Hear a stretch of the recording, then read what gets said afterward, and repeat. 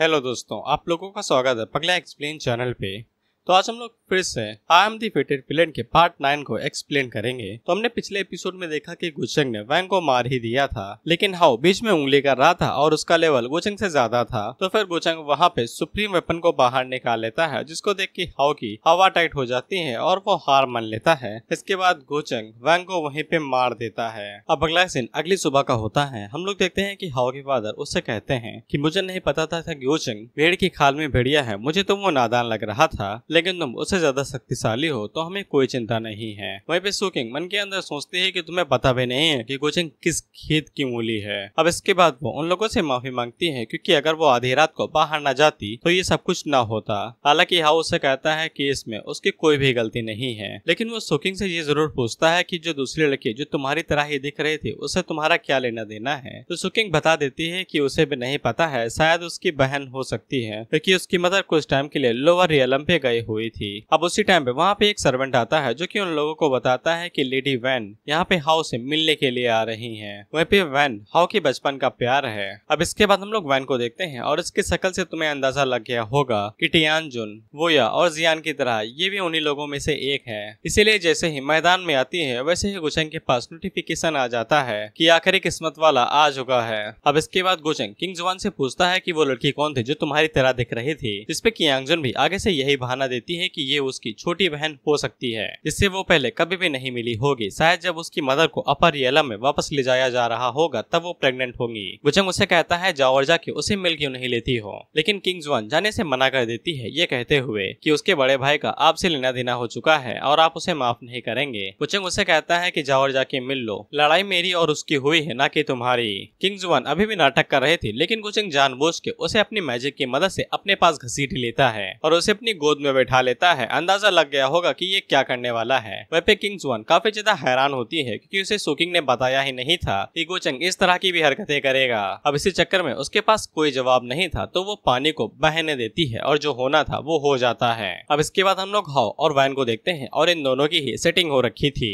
Basically ये दोनों अब शादी करना चाहते थे, लेकिन हाओ भी नहीं मान रहा था, क्योंकि वैन का फैमिली बैकग्राउंड काफी ज्यादा बड़ा है। इसीलिए जब तक हाओ सुप्रीम रियलम को अचीव नहीं कर लेता है और साथ ही में हेवन केव को लीड नहीं करने लगता है, तब तक वो कुछ भी नहीं करेगा। वैन भी इस बात को काफी अच्छे से जानती थी, इसीलिए वो इंतजार करने के लिए मान जाती है, क्योंकि उसे भी पता था कि जब तक हाओ काफी अच्छी पोजीशन पे नहीं पहुंच जाता है तब तक उसके घर वाले नहीं मानेंगे। अब इसके बाद हम लोग किंग जुआन और सुकिंग को देखते हैं, जहाँ पे सुकिंग अपनी मदर से मिलने के लिए जाने वाली थी। किंग जुआन उसे बता देती है कि उसकी फैमिली उसे अच्छे से ट्रीट नहीं करती है, वहाँ पे सावधान रखना। सुकिंग जाने से पहले उसे पूछती है कहीं मास्टर ने तुम्हारे ऊपर शक तो नहीं किया, जिसपे किंग जुआन आगे से बताती है शक तो नहीं किया। इसके बाद वो उसके कान में जाके उसे बता देती है कि उन दोनों ने गुचम गुचाई कर ली है। बेशक इसे सुकिंग को काफी बड़ा झटका लगता है और वो पीछे खिसक जाती है और उसे यकीन ही नहीं हो रहा था। इस पे किंग जुआन आगे से कहती है कि उसे ये करना पड़ा, वो ना चाहते हुए भी ये कर दी। सुकिंग समझदार थी, उसे अच्छे से पता था कि इसमें किंग जुआन की कोई भी गलती नहीं है और वो अपने मन के अंदर सोचती है कि मास्टर उसे इस तरीके से ट्रीट कैसे कर सकते हैं। वहीं पे ट्विन सोल बाहर निकलती है और उसका मजाक उड़ाने लगती है, ये कहते हुए कि उसने तुम्हें दोबारा रिजेक्ट कर दिया।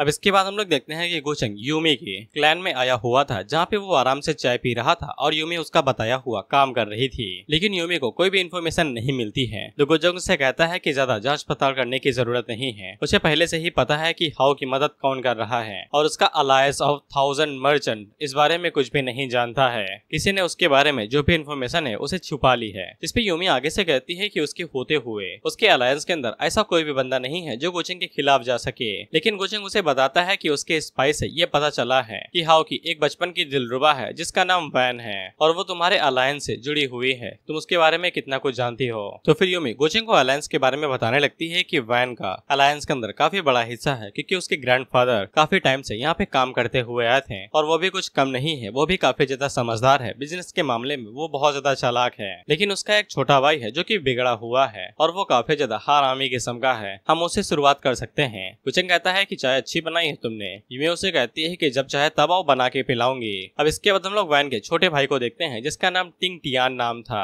अब ये है भाई ठरकी, वो भी एक नंबर था। इसने कसम खा रखी है कि ये हर एक नस्ल की लड़की के साथ सोएगा। हालांकि इसकी बाउंटी अभी तक इंसानों के पार नहीं गई है। बाकी ये सपने स्पिरिट रेस, डीमन रेस, यहाँ तक कि यूमी की क्लैन वाली फॉक्स रेस के बारे में भी सोचता है। उसी टाइम पे एक औरत भागते हुए उसके पास आती है और उसे बताती है कि उन्हें 9 टेल्ड फॉक्स क्लैन की एक लड़की मिली है। ये बात सुन के टियान काफी ज्यादा खुश हो जाता है और भागते हुए अंदर चला जाता है। अब इसके बाद वो कमरे के अंदर जाता है तो फिर वहाँ पे सच में 9 टेल्ड फॉक्स क्लैन की एक लड़की पड़ी हुई थी। अब ये उसको देख के काफी ज्यादा खुश होता है और कपड़े उतार के कूदने ही जा रहा था कि उसी टाइम पे वहाँ पे यूमी वाइल्ड कॉल एंट्री मारती है। वहाँ पे यूमी ने ये पूरी जगह खरीद रखी थी, यानी कि सब कुछ प्री प्लान्ड था। इसे टियान हैरान होता है कि यहाँ पे चल क्या रहा है। इसके बाद वो लड़की भी अपने मुंह से टॉवल फेंकती है, यानी कि ये भी तैयार थी और वो आगे से रोते हुए कहती है कि इसने मुझे जबरदस्ती यहाँ पे पकड़ा रखा था और ये मेरे साथ जबरदस्ती करने वाला था। इस पे यूमी आगे से अपने हाथों में एनर्जी रिलीज करते हुए कहती है, तुम्हारी हिम्मत कैसे हुई मेरी मेड को छूने की, जो कि मेरी फैमिली का हिस्सा है। इसे टियान को समझ में आ जाता है कि उसका लंबा वाला कट चुका है। अब इसके बाद वो लोग टियान को अरेस्ट कर लेते हैं तो वो आगे से चिल्लाते हुए कहता है कि मेरा इसे कोई लेना देना नहीं है, अगर तुम्हें बात करनी है तो मेरी बहन और ग्रैंडफादर से जाके निपटो। इस पे यूमी उसे कहती है कि तुमने जो कांड किया है तुम उसे अब मना कर रहे हो, तुम्हें रंगे हाथों पकड़ा गया है। वहीं पे गोचंग नमक छिड़कते हुए कहता है कि यूमी ये तो तुम्हारी बेइज्जती कर रहा है, इसने सबसे पहले तुम्हारी मेड के ऊपर हाथ डाला, अब ये तुम्हारी बेइज्जती कर रहा है। इस पे टियान गोचंग के ऊपर चिल्लाते हुए कहता है कि मैं ऐसा वैसा कुछ भी नहीं कर रहा हूँ और तुम ये सब कुछ फंसा रहे हो। इस पे गोचंग आगे से कहता है कि तुम्हारा गुस्सा कुछ ज्यादा ही आगे बढ़ चुका है। वैसे मेरे पास कुछ कमाल की चीजें हैं जो ना समझ इंसान को भी चीजें समझाने के लायक बना सकती हैं, लेकिन वो अभी भी बड़बड़ाया जा रहा था कि मैं ही अपनी फैमिली का आखिरी वंशज हूँ, अगर तुम मेरे साथ करते हो तो तुम्हारा बुरा होगा। और उसी टाइम पे उसके नुन्नू के पास एक कैंची आके गिरती है और इसकी साइज देख के साफ पता चल रहा है कि ये केले काटने के लिए ही बनी है। उस कैंची को देख के टियान की बोलती बंद हो जाती है और उसे सब कुछ समझ में आ जाता है कि बोला तो जिंदगी भर किसी भी लड़की को छू नहीं पाएगा। अब इसके बाद वो लोग टियान को वहाँ से सीधा जेल के अंदर भिजवा देते हैं क्योंकि इससे जो कुछ चाहिए था वो लोग निकलवा चुके थे। अब उसके जाने के बाद गोचंग यूमी से पूछता है क्या तुम अकेडमी नहीं जाओगी। इस पे यूमी बताती है कि उसकी स्ट्रेंथ पहले ही काफी है, इसीलिए वो अकेडमी जाने की जगह पे यहाँ पे गोचंग की मदद करेगी।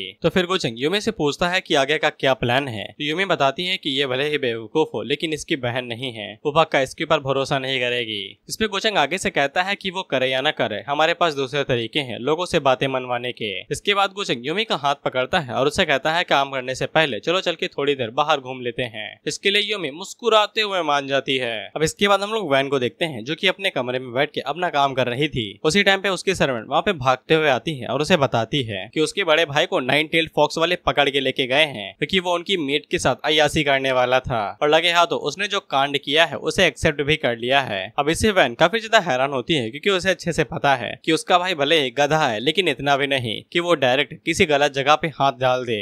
खैर अब उसके ग्रैंडफादर यहाँ पे कुछ भी नहीं करने वाले थे क्योंकि इससे उनकी फैमिली की रेपुटेशन पे आंच आ सकती थी, इसीलिए वैन को अब खुद ही ये मामला समझाना पड़ेगा। वही भी उसकी सर्वेंट कहती है कि यूमी और आपका हमेशा 36 से आंकड़ा रहा है, कहीं वो आपके साथ कुछ करे नहीं। इस पे वैन आगे से कहती है कि अगर वो ताकत के मामले में मुझसे लड़ना चाहे तो फिर नामुमकिन है, लेकिन अगर पहले से ही वहाँ पे जाल बिछाया हो तो ये परेशानी हो सकती है। खैर बाकी वो अपने गार्ड्स को वहाँ पे बोल देती है तैनात होने के लिए। अब इसके बाद हम लोग उस क्राइसिस को देखते हैं जैसे वर्मिलियन बट थोड़ा सा डिस्ट्रॉय हो सकता है। अब ये क्राइसिस वही तरह था जैसे एकेडमी के अंदर पॉइंट्स को इकट्ठा करने थे, क्रीचर आएंगे और उनके एम्पायर को डिस्ट्रॉय कर सकते हैं और इन लोगों को उन्हीं क्रीचर्स को रोकना था। वहीं पे हाउ इन लोगों के साथ आया हुआ था और वो अकेले ही सभी क्रीचर्स को मारे दे रहा था। वहीं पे चोचो को पता लग जाता है कि हाउ ने गोचेंग के साथ पंगा ले लिया है और उसका अंत बिल्कुल भी अच्छा नहीं होने वाला है, तो चोचो को हाउ के ऊपर दया आ रही थी। वहीं पे हम लोग हाउ को देखते हैं और इसकी दाहिनी आंख काफी ज्यादा फड़क रही थी और अब यहीं से भाई का प्यार उससे दूर जाने वाला है। अब इसके बाद वैन यूमी से जाके मिलती है और वो डायरेक्ट उसे कहती है कि तुमने मेरे भाई को फंसा लिया है, ये तो मुझे पक्का यकीन है, अब बताओ तुम्हें क्या चाहिए। इस पे यूमी डायरेक्ट पॉइंट पे आती है और उसे कहती है तुम्हारे अलायंस के अंदर जो तुम 90% सिटीज को कंट्रोल करती हो वो सभी मुझे चाहिए। इस पे वैन उससे कहती है कुछ ज्यादा लालची नहीं हो रही हो। यूमी कहती है भाई को बचाना है या नहीं, तो फिर वैन को वहाँ पे अपना सर झुकाना ही पड़ता है और वो डील के लिए मान जाती है। लेकिन यूमी डील फाइनल करने से पहले वैन से कहती है कि सबसे पहले एक बंदे से मिल लो जो तुम्हारा इंतजार कर रहा है। इसके बाद वैन दरवाजे की तरफ देखती है तो गोचंग दरवाजे तो थोड़ी नहीं आता है, वो डायरेक्ट टेलीपोर्ट होता है। वहीं पे वैन गोचंग को देख के तुरंत सतर्क हो जाती है और पीछे हट के कहती है कि तुम यहाँ पे क्या कर रहे हो। वहीं पे गोचंग बड़े प्यार से उसे कहता है कि जो तलिस्मन तुमने हाथों में पहन रखा है उसे चुपचाप नीचे उतार दो, अगर अपने भाई की जिंदगी फैमिली जाते हुए नहीं देखना चाहती हो। लेकिन वैन गुचेंग से पूछती है कि तुम यहाँ पे क्या कर रहे हो, तुम्हें तो क्राइसिस को संभालना चाहिए था। गुचेंग उसे कहता है कि तुम्हें क्या फर्क पड़ता है, तुम बस इतना जान लो आज तुम्हें कोई भी यहाँ पे बचा नहीं सकता है। इस पे वैन गुचेंग से कहती है कि अच्छा तुम्हें इन सभी चीजों के पीछे थे। गुचेंग आगे से कहता है कि चूहाओं ने मुझे उंगली की, बेशक मैं उसके बारे में पूरी जन्म कुंडली बाहर निकालूंगा ना, तो बेशक उसके प्यार के बारे में मुझे पता चलेगा ही ना। अब इसके बाद गुचेंग अपने पास से बाटली बाहर निकालता है और वैन उसे देख के डर जाती है और उसे कहती है कि मेरी पूरी फैमिली मेरे पीछे खड़ी है और उन्हें पता है कि मैं यहाँ पे किस काम से आई हूँ। लेकिन गुचेंग उसके पीछे जाता है और कहता है कि तुम डरी हुई हो, लेकिन इसके बावजूद तुम फैमिली का सहारा लेके मुझे डराने की कोशिश कर रही हो। तुम्हारी फैमिली के अंदर ऐसी क्या बात है जो मैं डर जाऊंगा।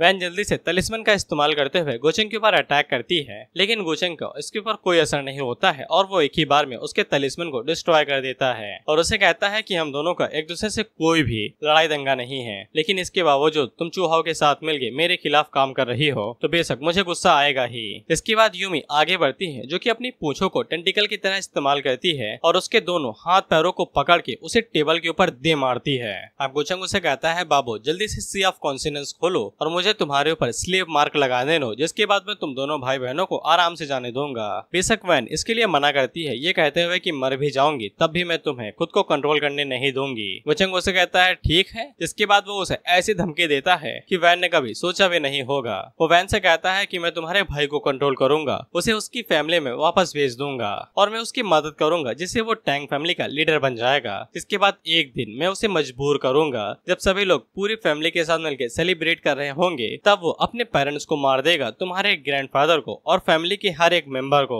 जिससे वैन को समझ में आ जाता है कि गुचेंग कोई दूध पीता बच्चा नहीं है, उसके पास A to Z तक सारे प्लान हैं। गुचेंग उसे कहता है कि अगर तुम खुद को मार लेती हो तो मार लो, लेकिन तुम्हारी फैमिली को डिस्ट्रॉय करने के लिए यहाँ पे कई सारे रास्ते हैं और तुम्हारे मरने के बाद तुम्हारी पूरी फैमिली तुम्हें जल्दी ही ज्वाइन करेगी। सोच लो जिंदा रहना है कि मरना है, तुम्हारे पास बहुत ज्यादा टाइम है। तो फिर वैन वहाँ पे गुचेंग की कंडीशन को मान जाती है, लेकिन एक शर्त पे कि उसे ये दाव हार्ट की कसम खानी पड़ेगी कि वो चूहाओं को कुछ भी नहीं करेगा और वो हाउ से माफी मांगती है कि उसे मजबूर किया जा रहा है, लेकिन उसे ये करना ही पड़ेगा। भाई इसने जितनी ज्यादा कसमें खाई हैं, अगर वो सच हो गई तो ये पक्का एक झटके में मारा जाएगा। खैर गुचेंग को घंटा फर्क नहीं पड़ता था दाव हार्ट से। इसके बाद वो कसम खाता है और उसके ऊपर स्लेव मार्क लगा देता है और साथ ही में चूहाओं से कहता है कि रेडी हो जा, मैं तेरे लिए बड़ा सरप्राइज लेके आ रहा हूँ। अब गुचेंग वैन से कहता है कि चिंता न करो, जब तक वो मेरे रास्ते के बीच में नहीं आता है तब तक मैं उसे कुछ भी नहीं करूंगा और न ही उसकी फैमिली को। जिससे वैन को थोड़ी सी शांति मिलती है कि गुचेंग अपने वादे को निभा रहा है। साथ ही में यहीं पे गुचेंग को ये भी पता चल जाता है कि ये लड़की उन्हीं 4 लोगों में से एक है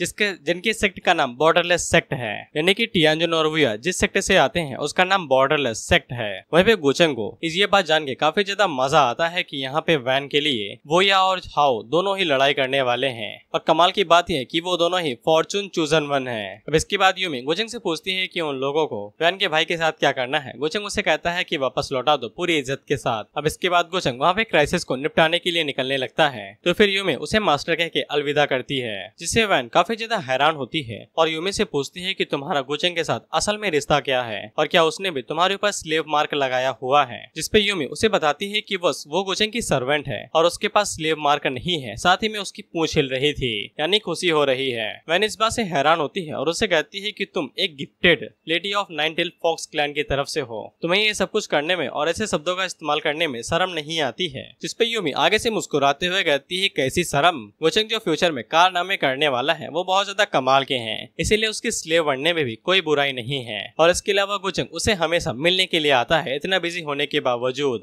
और इसे यूमी को काफी ज्यादा खुशी होती है। अब इसके बाद गुचेंग दोबारा किंग जुआन के पास आता है और उसे पूछता है कि जब वो यहाँ पे नहीं था फिर क्राइसिस के दौरान क्या क्या हुआ था। जिस पे किंग जुआन उसे बताती है कि वहाँ पे सब कुछ कुशल मंगल गया और सभी लोग बिना घायल हुए वापस आ चुके हैं और हाओ ने सबसे ज्यादा मदद की है। लेकिन साथ ही में वो वहाँ पे गुचेंग को ब्लैक टोटोवाइज गैंग के बारे में बताती है, जहाँ पे तीनों ही लूजर थे और उनके साथ शायद कोई एक्सीडेंट हो गया है और उनमें से कुछ लोग घायल हो गए हैं। वे गुचेंग इस बात से काफी ज्यादा हैरान होता है क्योंकि वहाँ पे किंग विद 6 क्राउन भी था जो कि गुचेंग से हल्का फुल्का ताकतवर है और ऐसी चीज तो उनके साथ नहीं होनी चाहिए थी। हालांकि गुचेंग उसे अभी के लिए इग्नोर कर देता है। जिसके बाद हम लोग हाओ को देखते हैं जो कि अपने फादर के पास आता है, तो उसके फादर उसकी तारीफ करते हुए कहते हैं कि एकेडमी ने उन लोगों को वहाँ पे लगाया, लेकिन इसके बावजूद वो लोग उनकी ज्यादा मदद नहीं कर पाए और हाओ ने अकेले ही पूरे क्राइसिस को संभाल लिया और उनके क्लैन को बचा लिया है। हाओ आगे से कहता है कि आप तो मुझे तारीफों में डाले दे रहे हैं और वो अपने फादर से एक चीज डिस्कस करता है कि वहाँ पे गोचंग नहीं था, वो सारा टाइम गायब रहा था, पता नहीं वो क्या कर रहा होगा। लेकिन उसके फादर गोचंग को इग्नोर करने को कहते हैं और उसे बताते हैं कि वैन उसे मिलने के लिए आई है, जिससे हाउ के मुंह पे मुस्कान आ जाती है और वो वैन से मिलने के लिए भागते हुए चला जाता है। अब इसके बाद हाउ भागते हुए वैन के पास जाता है और उससे कहता है, बाबू तुम मुझसे मिलने के लिए आई हो। जिसपे वैन कहती है, निब्बे मुझे तुझसे मिलने का दिल कर रहा था। जिसके बाद वो हाउ को बताती है कि वो कुछ काम से गई हुई थी और वो काम खत्म हो गया, तो वो उसे ये चीज डिस्कस करने के लिए आई है। हाउ से पूछता है कौन सी बात है, तो फिर वैन उसे कहती है कि ये गोचंग के बारे में है। और वैन हाउ से कहती है कि तुम्हें गोचंग के मामले में नहीं आना चाहिए, उसके ऊपर गिव अप कर दो।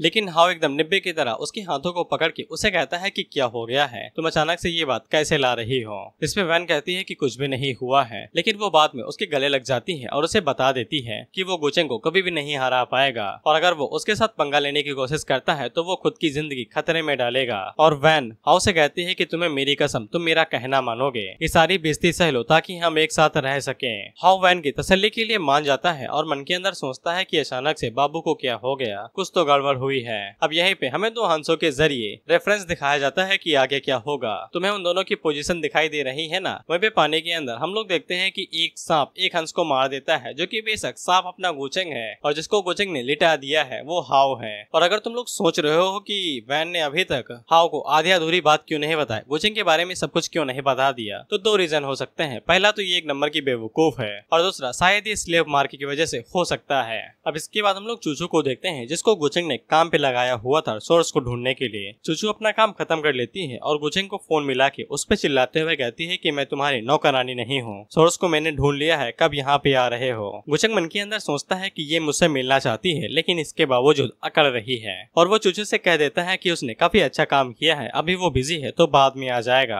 अब इससे चूचू काफी ज्यादा निराश होती है, लेकिन खुद को ही तसल्ली दे देती है, ये कहते हुए कि गोचंग सच में काफी ज्यादा बिजी होगा, वो उससे बाद में मिलेगी। अब इसके बाद हम लोग देखते हैं कि हाउ वैन का पीछा कर रहा था। दरअसल वैन को गोचंग ने कहीं पे मिलने के लिए बुलाया था, तो हाउ उसका पीछा कर रहा था क्योंकि आजकल उसका रवैया काफी ज्यादा बदला हुआ सा है। अब इसके बाद हाउ वैन को एक होटल के अंदर जाते हुए देखता है, तो हमें पता चलता है कि गोचंग ने उसे बुलाया था। वैन यहाँ पे गोचंग को मास्टर कहने की कोशिश करती है, लेकिन वो कह नहीं पाती है। गोचंग उसे कहता है जोर देने की जरूरत नहीं है, यहाँ पे आओ बैठ के खाना खाते हैं। अब इसके बाद हाउ वैन को गोचंग के साथ देख लेता है, तो सबसे पहले उसकी जलती है, लेकिन वो खुद को समझा लेता है ये कहते हुए कि शायद से उसकी फैमिली ने उसे फोर्स किया होगा गोचंग से मिलने के लिए, क्योंकि लुटेरे सॉरी बिजनेस वाले सिर्फ प्रॉफिट के चलते अंधे हो जाते हैं। वहीं पे गोचंग जानबूझ के वैन से वही बात कहता है कि अगर वैन सॉरी हाउ मेरे रास्ते के बीच में नहीं आता है तो मैं उसे कुछ भी नहीं करूंगा, और अगर वो आता है तो फिर उसे मारना मेरे लिए कोई बड़ी बात नहीं है, उसे मारना मेरे लिए चींटी मारने के बराबर होगा।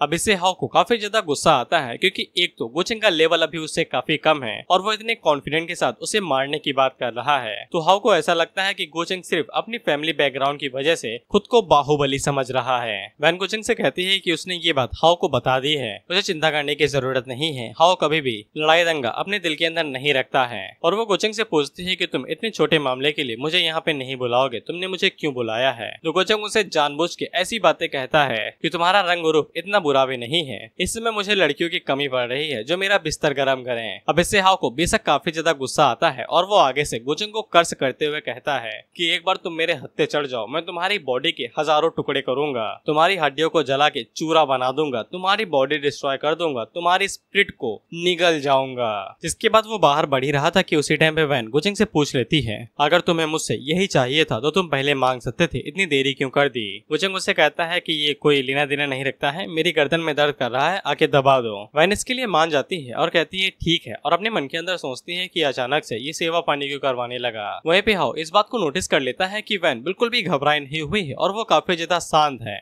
और उसे समझ में आ जाता है कि दाल में कुछ तो काला है, और वो अभी के लिए यहाँ से वापस लौट जाता है क्योंकि वो उसके हालातों को और ज्यादा खराब नहीं करना चाहता है। लेकिन वो जाते हुए कह के जाता है कि आज जो मैंने बेशर्मी सही है वो मैं तो हिसाब किताब के साथ वापस करूंगा गोचंग। वहीं पे गोचंग उसे जाते हुए देख लेता है और वो टेबल से खड़ा होके वैन को कुछ भी करने के लिए मना कर देता है और वहाँ से जाने लगता है। वहीं पे गोचंग हाउ से इम्प्रेस हो जाता है कितना ज्यादा सब्र है उसके अंदर, ये तो पूरा हरा झंडा हो रखा है, ऐसा लगता है कि स्ट्रेटेजी चेंज करनी पड़ेगी। इसके बाद वो टियानजुन को अपना चारा बनाता है क्योंकि वो इस समय काफी ज्यादा खुश है। अब इसके बाद हम लोग ब्लैक टोटोवाइज गैंग को देखते हैं, जहाँ पे चुफन मुखोटे वाले के पास आता है, किंग विद 6 क्राउन, हम इसे मुखोटा वाला कहेंगे, और वो मुखोटे वालों को ये मनाना चाहता था कि गोचंग ही असली सक्सेसर है। हालांकि उसके पास प्रूफ नहीं है, लेकिन उसने टियानजुन के साथ फाइट करी और उसे हरा दिया। बिना डिमोनिक सक्सेसर पावर के वो उसे बिल्कुल भी नहीं हरा सकता है। हालांकि मुखौटे वाला उसकी बात को बिल्कुल भी नहीं मानता है और उसे कहता है कि सबसे पहली बात, तुम अभी कमजोर हो और तुम्हारी बिल्कुल भी औकात नहीं है कि तुम मेरे साथ बात करो। जिसके बाद वो उसके सीने के ऊपर हाथ रखता है और उससे कहता है कि जब तुम अपनी पावर को रीअवेकन कर लो और कल्टीवेट अच्छे से कर लो तब तुम उसे फाइट करना, तब हम इस बारे में सोचेंगे। इसके बाद वो स्पेशल मूव का इस्तेमाल करता है और चूफन को उड़ाते हुए उड़ाते इतनी दूर लेके जाता है कि उसे डायरेक्ट शहर के बीच में टेलीपोर्ट कर देता है।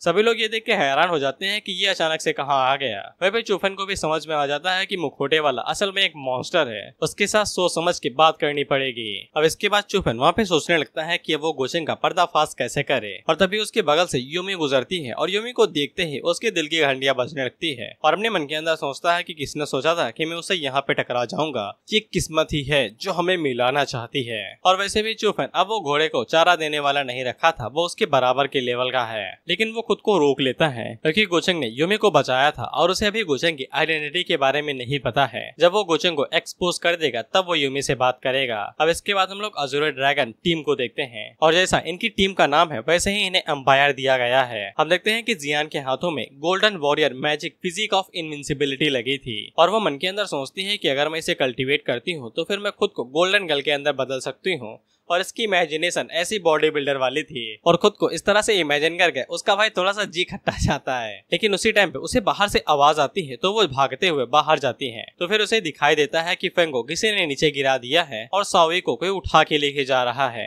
जियान जल्दी से अपनी टेक्निक की मदद से उसके ऊपर अटैक करती है और उसे रोकने की कोशिश करती है, लेकिन वो बंदा अपने हाथों की मदद से वहाँ पे एनर्जी को रिलीज करता है और बड़ी आसानी के साथ उसकी टेक्निक को रोक देता है। और जियान को ये बात समझ में नहीं आती है कि इतना पावरफुल अटैक था लेकिन उसे बिल्कुल भी चोट नहीं लगी। लेकिन इतने ही देर में वो बंदा सावी को वहाँ से लेके गायब हो जाता है और जियान को काफी ज्यादा दुख होता है क्योंकि अगर वो पहले सेंस कर लेती तो शायद से वो उसे रोक सकती थी। अब उसी टाइम पे वहाँ पे फीनिक्स लेडी आ जाती हैं और पूछती हैं कि क्या हो गया है तो वो बताती हैं कि सावी को किसी ने किडनैप कर लिया है। इसके बाद वो लोग लैन के पास जाते हैं तो लैन वहाँ पे बेहोश पड़ा हुआ था, लेकिन उसके पास जो वर्ल्ड डोमिनेशन का एक टूल है उसकी मदद से उसकी जान बच जाती है। इसके बाद फीनिक्स लेडी जल्दी से जियान से कहती है कि एल्डर को बता दो, एकेडमी के लिए वो लड़की काफी ज्यादा जरूरी थी। लेकिन जियान वहाँ पे सबसे पहले गोचिंग से बारे में सोचती है क्योंकि उसने एल्डर से वादा किया था कि वो इन दोनों भाई बहनों को अच्छे से ख्याल रखेगा। अब इसके बाद वो गोचिंग को फोन लगाती है और उसे बताती है कि सावी को किडनैप कर लिया गया है और लैन के ऊपर काफी बड़ा अटैक हुआ है। हालांकि गोचिंग उसकी बेइज्जती ही करता है कि तुम दो लोगों का ख्याल नहीं रख सकती हो, तुम किस काम की हो।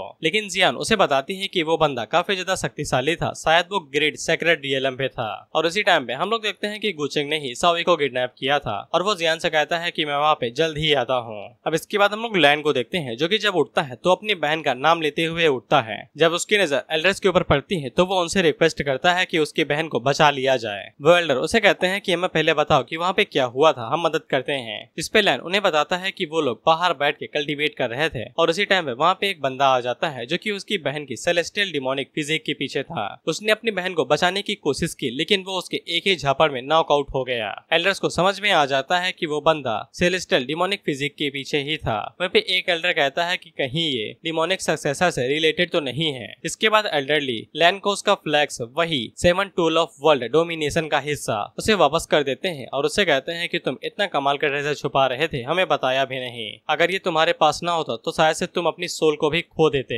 लैन आगे से माफी मांगता है लेकिन एल्डर उसे कहते हैं कि कोई बात नहीं है, लेकिन इस टूल की मदद से ये अपने अपोनेंट का ऑरा एब्जॉर्ब कर सकता है और उसकी टेक्निक को भी, और तुम इसकी मदद से उस पर्सन को ट्रेस कर सकते हो जिसने सावी को पकड़ा हो। तुम्हें बस इस बोतल के अंदर उस आदमी का हल्का सा ऑरा रिलीज करना है, जिसके बाद ये बोतल खुद ही पता लगा लेगी कि वो बंदा कौन था। लैन बिल्कुल ऐसा ही करता है और उस बोतल के अंदर हल्का सा ऑरा रिलीज करता है तो बोतल के अंदर से जो ऑरा निकलता है वो पर्पल कलर का था और ये ऑरा सभी को जाना पहचाना लग रहा था क्योंकि ये ऑरा किसी और का नहीं टियानजुन का ही था। और सभी लोग इस बारे में सोचने लगते हैं कि वो सावी को लेके कैसे गया, कि उसने डिमोनिक सक्सेसर से हाथ तो नहीं मिला लिया है। लैन उन लोगों से कहता है कि उन्हें पता चल चुका है कि किसने सावी को किडनैप किया है तो वो लोग जाके उसे बचा सकते हैं। लेकिन एल्डर्स आगे से बताते हैं बेसिकली इनका सिस्टम यहाँ पे इंडियन जुडिशरी की तरह होने वाला था। पता है अपराधी कौन है लेकिन तब भी बात करेंगे और सबूत इकट्ठा करेंगे। और जब लैन को लगता है कि घंटा ये लोग उसकी बहन को नहीं बचा पाएंगे तो फिर लैन वहाँ पे जियान से कहता है कि वो उसे भीख मांग रहा है कि वो उसकी छोटी बहन को बचा ले।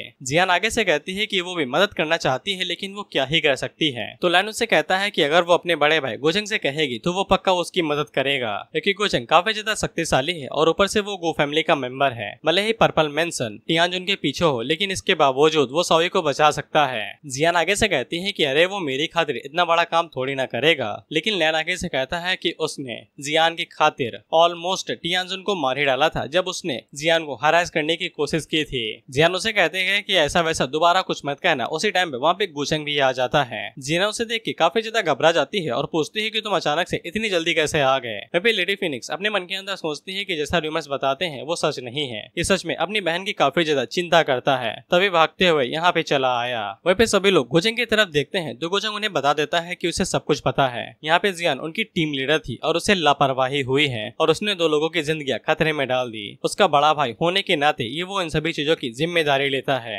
वहीं पे जियान को ऐसा लगता है कि गोचंग उसे छोटी बच्ची की तरह ट्रीट कर रहा है। वहीं पे गोचंग उन सभी एल्डर से कमांड अपने हाथों में लेना चाहता था ताकि वो पर्पल मेंशन की सच्चाई को बाहर ला सके। वो दोनों एल्डर गोचंग से कहते हैं कि उन्हें कोई भी दिक्कत नहीं है, लेकिन यहाँ पे जो उनकी एकेडमी है वो पर्पल मेंशन से पावर उधार लेती है, तो उनके लिए बीच में आना काफी ज्यादा मुश्किल हो सकता है। वहीं पे लैन आगे से चिल्लाते हुए कहता है कि अगर गोचंग उसकी छोटी बहन को बचा लेता है तो वो अपना फ्लास्क यानी कि वही टूल वर्ल्ड डोमिनेशन वाला गोचंग को दे देगा। गोचंग उसे कहता है तुम्हें क्या लगता है कि मैं ये सब कुछ इस टूल की वजह से कर रहा हूँ, इसे तुम अपने पास रखो, ये तुम्हारे लिए ज्यादा ठीक रहेगा। लेकिन लैन अपनी जिद पे ही अड़ जाता है और वो गोचंग से कहता है कि उसके पास ये टूल होते हुए भी अपनी बहन को वो नहीं बचा सका, इसलिए ये टूल उसके किसी काम का नहीं है, ये बस उसके लाइफ सेवर की तरह काम करेगा, ना कि उसकी ताकत की तरह। इसीलिए गोचंग इसे एक्सेप्ट कर सकता है। और वैसे भी वो दोनों माउंटेन गेट यानी एकेडमी वाले एडमिशन के टाइम पे इन्हें एल्डर मारने वाले थे, तब गोचंग ने बचाया था, उसके लिए वे रीपे करना चाहते हैं। गोचंग उसे वो टूल रख लेता है और उसे कहता है कि अगर ऐसी बात है तो फिर मैं इसे रखे लेता हूँ और जब तुम ताकतवर हो जाओगे तब मैं इसे उसे अपने ओनर के पास वापस लौटा दूंगा, यानी तुम्हारे पास। और वो लैन से कहता है कि हम दोनों एक ही बोट के ऊपर सवार हैं, हमें तुम्हारी बहन को बचाना ही पड़ेगा, क्योंकि हम दोनों के पास ही एक बहन है जिन्हें हमें उनकी चिंता करनी पड़ती है, जिसे जियान का मुंह बन जाता है। अब इसके बाद हम लोग गोचंग को देखते हैं जो कि अपने बैटमैन से कहता है कि जाओ और जाके पूरे इलाके में ये खबर फैला दो कि टियानजुन ने साओई को किडनैप कर लिया है। अब इसके बाद गोचंग की नजर जियान के ऊपर पड़ती है जो कि टुन्न होकर टी कप में चाय पी रही थी, लेकिन गोचंग उसके पास जाता है और उसके हाथों से उसका टी कप छीन के खुद ही पी जाता है। जियान उसे कहती है कि ये मेरा टी कप था, नीचे रखो। गोचंग उसे कहता है कि तभी तो इसका टेस्ट इतना ज्यादा खराब है, कि तुम्हारी तबीयत खराब है, तुम हाल ही में काफी ज्यादा थकी थकी लग रही हो। लेकिन जियान उसके ऊपर अटैक करते हुए कहती है कि तुम बीमार हो, तुम जानबूझ के उस टी कप से पीना चाहते थे जिसके ऊपर अभी मेरे होठ लगे हुए थे। गोचंग फिर से उसके अटैक को डॉज करता है और उसे कहता है तुम्हारा दिमाग अभी भी खराब है, ऐसा लगता है गुस्से में हो। फिर गोचंग वहाँ से जाते हुए कहता है कि मैं यहाँ से जा रहा हूँ, मुझे ज्यादा मिस मत करना। जियान उसके चिल्ला के कहती है कि मिस कौन करेगा, मैं तो तुम्हें देखना भी नहीं चाहती हूँ। अब इसके बाद हम लोग मुखोटे वालों को देखते हैं और उसका सर्वेंट आगे उसे ये सभी चीजें बता देता है जो गोचंग ने फैलाने को कही थी। अब इससे मुखोटे वाले को ऐसा लगता है कि यहाँ पे टियानजुन और चूफेन दोनों मिले हुए हैं, क्योंकि चूफेन अभी इसके पास मदद मांगने के लिए आया था टियानजुन को लेके, और वो आगे से हंसते हुए कहता है कि साला मैं ही यहाँ पे बुद्धिमान हूँ, उन दोनों को पकड़ के खूब पीटूंगा। और वो मन के अंदर सोचता है कि गोचंग इन सभी चीजों को बिल्कुल भी देख नहीं पाएगा, ऐसा लगता है कि गोचंग अब मेरा अपोनेंट बनने के लिए लायक नहीं है। अब इसके बाद हम लोग व्हाइट टाइगर टीम को देखते हैं, जहाँ पे हम लोग देखते हैं कि मिंग एक क्रीचर के ऊपर अटैक करती है और उसके ऊपर कई सारे तलिस्मा लगा देती है और वो तलिस्मन बॉम्ब की तरह फटते हैं जिससे वो क्रीचर मारा जाता है। उसी टाइम पे मिंग की नजर वैंग के ऊपर पड़ती है तो वो एक बड़ा सा हथौड़ा लेके एक बिल्ली जैसे क्रीचर को मारने के लिए पीछे दौड़ रही थी। अब इसके बाद वैंग मिंग से कहती है कि उन दोनों ने अपने हिस्से का काम खत्म कर लिया है, लेकिन मिंग वैंग से पूछती है कि तुम्हारे पैलेस के अंदर जितनी भी सेंटनेस है क्या वो सच में इतनी ज्यादा आलसी हैं? दरअसल वैंग ने ये पूरा इलाके में एक भी मदद नहीं की थी और जो वो बिल्ली के माफिक कीचड़े को मारने के लिए जा रही थी वो भी नहीं मार पाई थी। हालांकि वैंग मिंग से कहती है कि उसने अपने हिस्से का काम कर लिया है। इसके बाद वो मिंग से साओई के बारे में बात करने लगती है कि उसे किडनैप कर लिया गया है और गोचंग भी उनकी मदद करने के लिए वहाँ पे भागा भागा चला गया और अपने हिस्से का काम भी छोड़ दिया। लेकिन जियान उस टीम की लीडर थी, इसीलिए वो ही इन सभी चीजों की जिम्मेदार होगी। मिंग को इतना समझ में आ जाता है कि जियान को दोबारा प्यादे की तरह इस्तेमाल किया जा रहा है चाल चलने के लिए। वैंग मिंग को यह भी बताती है कि इन सभी चीजों का लेना देना टियानजुन के साथ है और ये भी माना जा रहा है कि उसने चूफेन डिमोनिक सक्सेसर के साथ हाथ मिला लिया है, क्योंकि आखिरकार चूफेन ही असली डिमोनिक सक्सेसर है। मेरे मन के अंदर सोचती है हाँ हाँ तुम सही हो, वही असली डिमोनिक सक्सेसर है। वहीं वैंग वहाँ पे सुहाव करने की कोशिश करती है ये कहते हुए कि चूफेन की वजह से उसने गोचंग के ऊपर बहुत बड़े बड़े उधार किए हैं, लेकिन मिंग उसे साफ बता देती है कि गोचंग सिर्फ लेने वालों में से है, देने वालों में से नहीं, और उसे कहती है कि चिंता न करो, वो कभी भी फेवर्स को वापस नहीं करता है जो वो मुझसे लेता है। जिसे वैंग हैरान होती है और मन के अंदर सोचती है कि ये कैसे मैरिड कपल हैं, दोनों बेशरम हैं। अब इसके बाद हम लोग यूमी को देखते हैं जिसको चूफेन ने पकड़ लिया था। यूमी उसे पूछती है कि तुम कुछ दिनों से मेरा पीछा कर रहे हो, तुम्हें क्या चाहिए। चूफेन आगे से सादा बहाना बनाता है ये कहते हुए कि मैंने तुम्हें एडमायर कर लिया है, चिंता ना करो मैं काफी ज्यादा अच्छा इंसान हूँ। यूमी उसे कहती है पुराना तरीका है बदल लो नहीं लड़कियां थप्पड़ मार देंगी। इसके बाद वो चूफेन से कहती है कि पता नहीं मुझे तुम्हारे अंदर से कुछ जानी पहचानी सी फीलिंग आ रही है। वह फिर चूफेन मन के अंदर सोचता है वाओ सच्चा प्यार, यूमी को अभी भी मैं याद हूँ। इसके बाद यूमी उसे कहती है कि चलो छोड़ो तुम्हारा अजीब सा बिहेवियर मुझे ऑनेस्ट होने पे मजबूर कर रहा है, बताओ तुम्हें मुझसे क्या चाहिए। अब इसे तो चूफेन के दिल के अंदर भाई आंसू भर आते हैं और वो रोते हुए मन के अंदर सोचता है कि मेरे इतना ज्यादा बुरा बर्ताव करने के बावजूद ये इतने अच्छे से बात कर रही है, चाहे जो कुछ भी हो जाए मैं इसे बचा के रहूंगा। इसके बाद वो यूमी से कहता है कि वो उसे बहुत जरूरी चीज बताने वाला है, वो उसे एक ऐसा सीक्रेट बताएगा जिससे वो खुद को बचा पाएगी। इसके बाद वो कहता है कि असली डिमोनिक सक्सेसर की आइडेंटिटी है, लेकिन यूमी आगे से कहती है कि उसे पहले से ही पता है कि वो और कोई नहीं चूफेन है। इसे चूफेन को गुड़ गोबर हो जाता है और वो आगे से यूमी को बताता है कि असली डिमोनिक सक्सेसर और कोई है। यूमी पूछती है कि कौन है, तो चूफेन आगे से कहता है कि गुचेंग है और यूमी से कहता है कि वो बहुत ज्यादा चालाक और कमीना है, तुम उसे जितना हो सके उतना दूर रहो तो ही फायदे में रहोगे। लेकिन यूमी आगे से कोई भी रिएक्शन नहीं देती है। चूफेन पूछता है तुम सरप्राइज नहीं हुई क्या, तुम्हें मेरे ऊपर यकीन नहीं है। यूमी आगे से कहती है कि मुझे यकीन है लेकिन मैं सरप्राइज इसलिए नहीं हुई क्योंकि मुझे ये सब कुछ पहले से ही पता है। उसी टाइम पे गुचेंग चूफेन के पीछे आ जाता है और उसे कहता है कि तुम बिना सबूत के मेरे ऊपर इल्जाम लगा रहे हो, प्रिंस इंगसुआन या फिर मुझे तुम्हें घोड़े को चारा देने वाला कहना चाहिए। चूफेन हैरान होकर उसे पूछता है तुम्हें मेरे सीक्रेट के बारे में कैसे पता है और वो गुचेंग के ऊपर अटैक कर देता है, लेकिन गुचेंग वॉइड का इस्तेमाल करके अटैक को डॉज करता है और उससे कहता है कि मुझे तुम्हारी जन्म कुंडली से लेके आधार कार्ड से लेके सब कुछ पता है, मुझे तो ये भी पता है कि तुम यूमी को लेके क्या क्या सोचते हो और कैसे कैसे खुद को छूते हो, और अब सारी चीजें मेरे कंट्रोल के अंदर हैं। मुझे काफी ज्यादा दुख हो रहा था कि मैंने तुम्हें इतनी देर तक उलझाया रखा, लेकिन अब मैं तुम्हें आजाद करता हूँ। चूफेन जल्दी से गुचेंग के ऊपर अटैक करने के लिए आगे बढ़ता है और गुचेंग को इसी मूव का इंतजार था, वो इंतजार ही कर रहा था कि चूफेन अटैक करेगा। और उसी टाइम पे गुचेंग के पीछे से यूमी आती है जो कि अटैक को अपने ऊपर ले लेती है। इसके बाद यूमी खिड़की को तोड़ते हुए बाहर जाके गिरती है। सभी लोगों की नजर यूमी के ऊपर पड़ती है और यूमी उन लोगों से कहती है कि डिमोनिक सक्सेसर यहाँ पे आ चुका है और वो हेल्प के लिए सभी लोगों को बुलाने लगती है। इसके बाद सभी लोगों की नजर चूफेन के ऊपर पड़ जाती है और सभी लोग उसे डिमोनिक सक्सेसर मानने लगते हैं। वहीं पे चूफेन फिर से रोनी सी शक्ल बना लेता है और कहता है कि उसने कुछ भी नहीं किया है। अब इसी के बाद वहाँ पे संग भी आ जाता है जो कि डायरेक्ट चूफेन के ऊपर अटैक कर देता है। तो फिर चूफेन को वहाँ से जान बचा के भागनी पड़ती है क्योंकि उसके पास बातें समझाने का कोई भी तरीका नहीं है। साथ ही में संग के साथ जियान चंग भी जाता है। अब उन दोनों के जाने के बाद वहाँ पे गुचेंग आता है जो कि ऐसा दिखाता है कि उसे कुछ पता ही नहीं है कि यहाँ पे क्या हुआ है। यूमी आगे बढ़ती है जो कि घायल होने का नाटक करती है और गुचेंग से चिपकते हुए कहती है कि डिमोनिक सक्सेसर ने उसके ऊपर अटैक किया था और संग और जिनचन दोनों उसके पीछे गए हैं उसे पकड़ने के लिए। गुचेंग वहाँ पे हीरो बनते हुए कहता है कि वो भी उनके साथ जा रहा है ताकि वो डिमोनिक सक्सेसर को पकड़ सके और इंसाफ ला सके। अब इसके बाद हम लोग सन और जिनचन को देखते हैं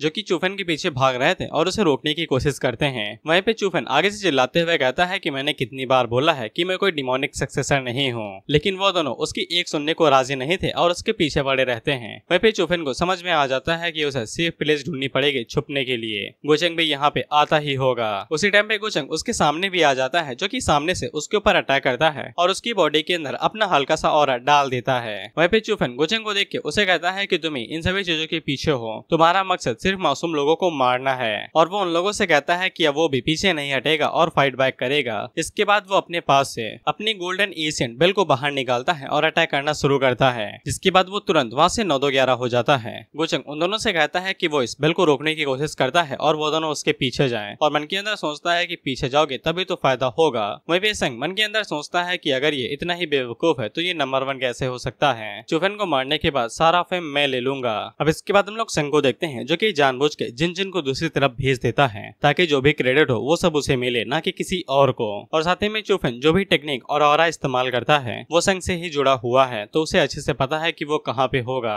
वहीं पे हम लोग गुचेंग को देखते हैं जो कि उस बेल को हराने के लिए अपने सुप्रीम आर्टिफैक्ट का यूज करने लगता है। उसी टाइम पे वहाँ पे बाकी कल्टिवेटर्स आ जाते हैं जो गुचेंग से पूछते हैं कि डिमोनिक सक्सेसर कहाँ पे गया हुआ है। गुचेंग उन्हें बताता है कि वो क्राइसिस के अंदर चला गया है, बाकी दोनों उसके पीछे गए हैं और उन्हें उनके पीछे जाने की जरूरत नहीं है। वो अकेला वहाँ पे जाएगा, उन लोगों को अपनी जिंदगी खतरे में डालने की जरूरत नहीं है। उसी टाइम पे यूमी भी वहाँ पे आ जाती है जब उसे पता चलता है कि गुचेंग और बाकी दोनों डिमोनिक सक्सेसर के पीछे ओवरकास्ट क्राइसिस के अंदर चले गए हैं, तो वो आगे से कहती है कि ये ट्रैप हो सकता है। डिमोनिक सक्सेसर उसके ऊपर इतनी देर बाद अटैक किया, वो भी छुप के। शायद से उसका टारगेट यूमी नहीं बल्कि वो तीनों होंगे।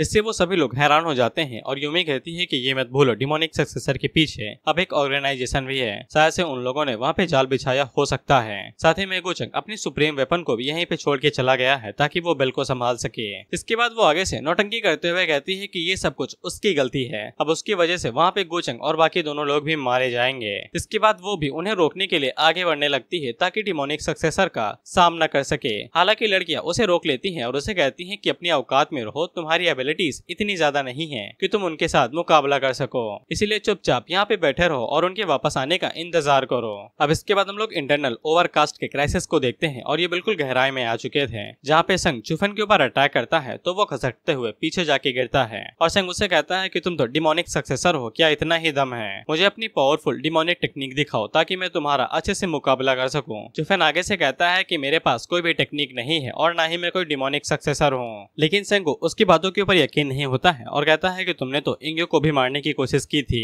चुफन कहता है कि वो मेरी बहन है, मैं उसे मारने की कोशिश क्यों करूंगा? गोचेंगी असली डिमोनिक सक्सेसर है और वही इन सभी चीजों के हाथों के पीछे है। संग उसे प्रूफ मांगता है तो फिर उसके पास कोई भी प्रूफ नहीं था, लेकिन वो बताता है कि शुरुआत से ही गोचेंग इन सभी चीजों के बीच में फंसा हुआ है। वो एक पाखंडी बंदा है जो कि दूसरे लोगों को बेवकूफ बनाता है। अब उसी टाइम में वहाँ पे गोचेंग भी आ जाता है और उन दोनों से कहता है कि तुम दोनों ने अभी तक कुछ किया नहीं। वहीं पे संग को अब चुफन की बातों के ऊपर यकीन होने लगता है क्योंकि गोचेंग इतनी जल्दी उन्हें ढूंढ नहीं सकता था। वहीं पे चुफन उसे कहता है कि तुम मेरे पीछे क्यों पड़े हुए हो, तुम मुझे दोस्त क्यों दे रहे हो? तो फिर गोचेंग अपने ऑरा को एक्टिवेट करते हुए कहता है कि तुम एक डिमोनिक सक्सेसर हो और मैं एक राइडियस कल्टीवेटर, तो बेशक हम दोनों को एक दूसरे के खिलाफ जाना ही है और मेरा तुम्हें मारना नेचुरल एक जस्टिस है। साथ ही में गोचेंग ने जो ऑरा चुफन के अंदर पहले डाला था अब वो उसे एक्टिवेट कर देता है तो उसके अंदर से डिमोनिक ऑरा निकलने लगता है, जिससे संग को यकीन हो जाता है कि वो चुफन ही है जो उसे बेवकूफ बनाने की कोशिश कर रहा है। इसके बाद वो गोचेंग से कहता है कि तुम पीछे रहो, मैं उसकी जान लूंगा। इसके लिए गोचेंग मान जाता है और उसे कहता है जाओ और जाके जान ले लो। लेकिन जब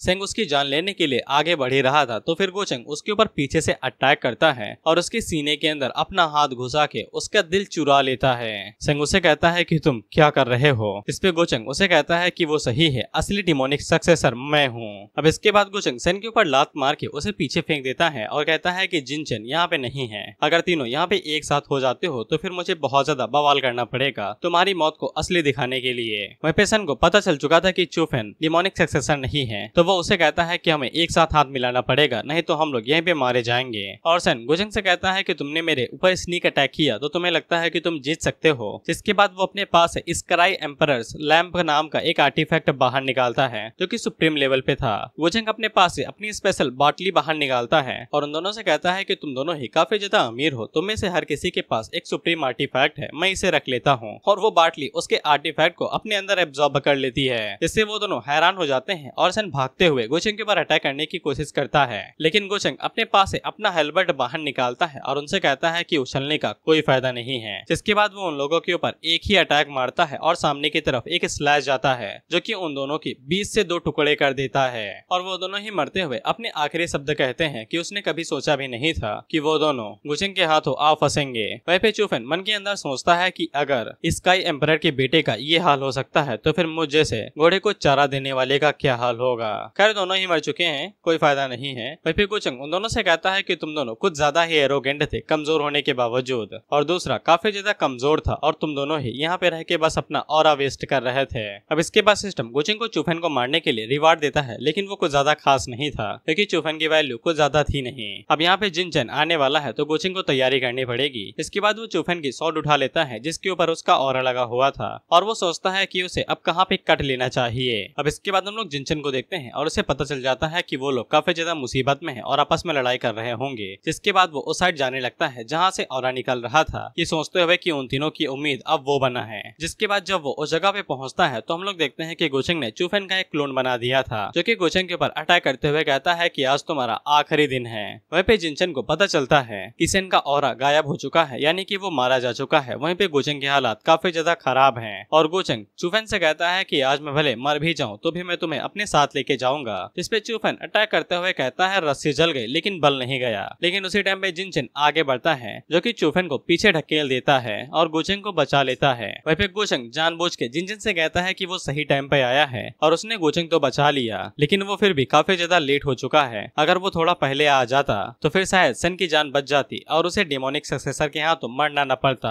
हालांकि जिनजन उसे कहता है कि मुझे कुछ भी समझ में नहीं आया है, लेकिन अभी खुद की हीलिंग के ऊपर फोकस करो, मैं तुम्हें प्रोटेक्ट करता हूँ। जिसके बाद वो चुफेन के ऊपर अटैक करता है और उसके साथ लड़ाई लड़ने लगता है पूरी ताकत के साथ। लेकिन चुफेन काफी आसानी के साथ जिनजन को संभाल ले रहा था और उसी टाइम पे गोचंग फिर से चुफेन के ऊपर अटैक करने के लिए आगे बढ़ता है, जो कि अपने बर्निंग ब्लड एसेंस का इस्तेमाल कर रहा था। और वो आगे से कहता है कि वो ब्रदर सन का बदला लेके रहेगा। वहीं पे जिनजन उसे पूछता है कि वो ये सब कुछ क्यों कर रहा है इतना घायल होने के बावजूद। इस पे गोचंग आगे से कहता है कि वो किसी ऐसे के हाथों प्रोटेक्ट नहीं होना चाहता जो अपने साथी को अकेला छोड़ देता है। दरअसल गोचंग जिनजन के ऊपर इल्जाम लगाना चाहता है सन की मौत का, कि जिनजन ने सन को डिमोनिक सक्सेसर के साथ अकेले लड़ाई करने दिया। वहीं पे सन उसे कहता है कि तुम मुझे गलत समझ रहे हो। अब इसके बाद हम लोग देखते हैं कि वहाँ पे सभी लोग इकट्ठा हो जाते हैं और साथ ही में मुखोटे वाला भी आया था। वहीं पे सभी लोग मुखोटे वाले से कहते हैं कि अगर वो उन तीनों की जाके मदद करता है तो वो लोग आसानी के साथ जीत सकते हैं। लेकिन मुखोटे वाला आगे से कहता है कि वो तीनों ही डिमोनिक सक्सेसर को पकड़ने के लिए काफी हैं, जब तक वो लोग अपने स्वार्थ को बीच में नहीं लाते हैं। अब इसके बाद फाइट रुक जाती है और वहाँ से गोचंग और जिनचियान ही आते हैं। और गोचंग आते ही उन लोगों से माफी मांगता है कि वो सभी लोगों को निराश करने वाला है। और वो आगे से कहता है कि उसने डिमोनिक सक्सेसर को जाने दिया, वो काफी ज्यादा शक्तिशाली था।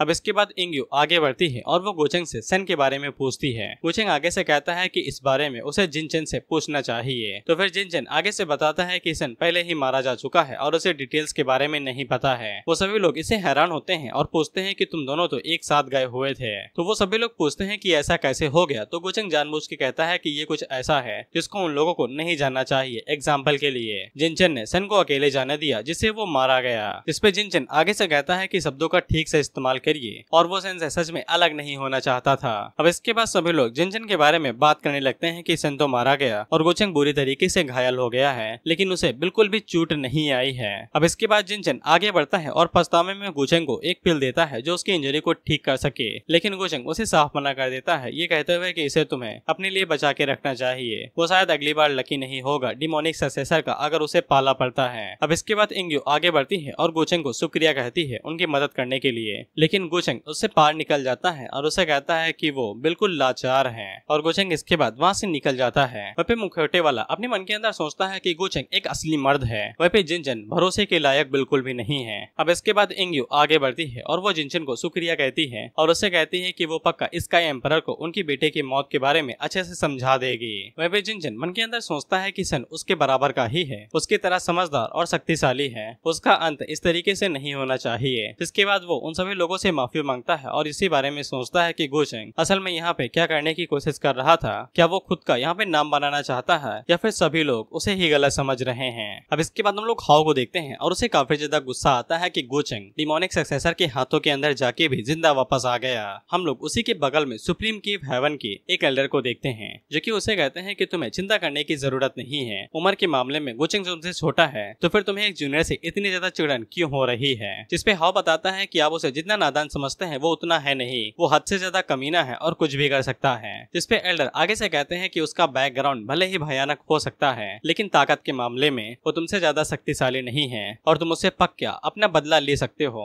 जब सारी दुनिया कियोस में चली जाएगी तब तुम ग्रेट दाव को अचीव कर लोगे, जिसके बाद यंगर जनरेशन के अंदर तुम्हारा कोई भी मुकाबला नहीं कर पाएगा। और एल्डर उसे बताते हैं कि वो सुप्रीम कीव से यहाँ पे इसलिए आए हैं उसको परेशान करने वाले छोटे मोटे मैटर्स को संभाल सके और वो अच्छे से कल्टीवेट कर सके। जिसपे हाओ आगे से बताता है कि उसके दिमाग की इसलिए लगी पड़ी है क्योंकि यहाँ पे गोचंग ने वैन को उससे छीन लिया है। अब इसके बाद हम लोग वोया को देखते हैं जिसकी किस्मत कमाल की थी, तो फिर वो वैन से टकरा जाता है। और मैंने तुम्हें पहले ही बता दिया है कि वैन इनके पिछले जन्म में बहन हुआ करती थी। साथ ही में इस बंदे ने लेक ऑफ रिकार्नेशन से पानी भी चुरा लिया है। अगर ये पानी इन्हें पिला दिया जाता है तो फिर इन्हें इनकी पिछली जिंदगी की सारी यादें आ जाएंगी। हालांकि वो यह अबे के लिए सबसे पहले जियान के ऊपर फोकस करने के बारे में सोचता है और वो वैन से बाद में मिलने के लिए आएगा। इतना सोचने के बाद वो वहाँ से निकल जाता है। वहीं पे वैन को भी पता लग जाता है कि कोई उसके पीछे था और उसे अजीब सी फीलिंग आ रही थी, लेकिन वो अभी के लिए हाओ के ऊपर ज्यादा फोकस करती है क्योंकि उसे बचाना ज्यादा जरूरी है। अब इसके बाद हम लोग चूचू को देखते हैं जो कि ओवरकास्ट क्राइसिस के अंदर किसी क्रिएचर से फाइट कर रही थी जिसका लेवल बहुत ज्यादा था और वो चूचू के ऊपर अटैक करके उसे मारने ही वाला था कि उसी टाइम पे वहाँ पे गोचंग आता है जो कि सबसे पहले अपनी सुप्रीम सील की मदद से उसे नीचे फेंकता है। जिसके बाद चूफेन की गोल्डन एशियन बेल की मदद से उसे मार देता है और चूचू दोनों ही आर्टिफैक्ट्स को देख के हैरान हो जाती है क्योंकि एक तो उसके पैलेस के सक्सेसर का था और दूसरा चूफेन का। वहीं पे गोचंग चूचू के पास आता है और उसे कहता है कि जब तुम इन्हें हरा नहीं सकती हो तो फिर वापस क्यों नहीं चली आती, इतना जिद्दीपना दिखाने का क्या जरूरत है। चूचू उसे कहती है कि पहली बात मुझे डांटना बंद करो और दूसरी बात मैंने तुमसे मदद नहीं मांगी थी, मैंने तुम्हें बता दिया है कि मैंने सोर्स को ढूंढ लिया है जो कि इंटरनल ओवरकास्ट के अंदर काफी ज्यादा गहराई में है। लेकिन गोचंग चूचू के चेहरे को छूते हुए कहता है कि अगर उसे कुछ हो जाएगा तो फिर होली पैलेस के अंदर सिर्फ एक ही मेड रहेगी जो कि और कोई नहीं वैंग होगी, इसीलिए गोचंग को इसे बुरा लगेगा। इसके बाद गोचंग अपने काम को खत्म करने के लिए जा रहा था और वो चूचू से कहता है कि वो काफी ज्यादा घायल है। वहीं पे जो उसे कहती है कि संभल के जाना और ध्यान रखना। अब ये जगह लैंड ऑफ इंटरनल ओवरकास्ट के अंदर की जगह है जहाँ पे गोचंग घुसा था। वहीं पे हम लोग एक बहुत बड़ी शिप के ऊपर कुछ लोगों को देखते हैं जिनके अंदर गजब की पावर निकल रही थी। वहीं पे गोचंग से हमें इनके बारे में पता चलता है कि ये सभी इंटरनल ओवरकास्ट किंगडम के मेंबर्स हैं। वहीं पे गोचंग इमॉर्टल एकेडमी के एल्डर्स के बारे में सोचते हुए कहता है कि उनमें से किसी का इंटरनल ओवरकास्ट से कुछ लेना देना है जो कि क्राइसिस की वजह बन रहा है। इसके बाद वो गार्ड्स के बारे में सोचते हुए कहता है कि बिना सर के जो गार्ड्स हैं वो सेक्रेट किंग रियलम की बॉडी पे हैं, यहाँ तक कि उनकी बॉडी के अंदर यीन एनर्जी के साथ साथ सेलेस्टियल एनर्जी भी है। वहीं पे गोचंग को याद आया है कि मिंग ने उसे बताया था